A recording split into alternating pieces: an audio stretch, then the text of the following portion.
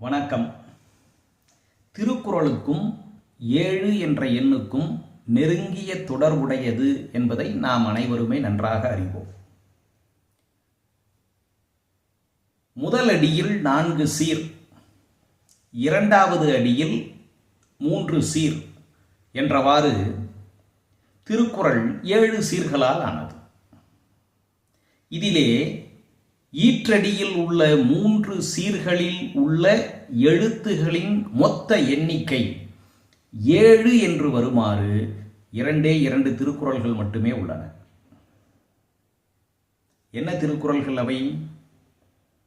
அரண் வலியுறுத்தல் என்ற அதிகாரத்தில் இடம்பெறுகின்ற மனத்துக்கண் மாசிலன் ஆதல் அனைத்தரன் ஆகுல நீர பிற.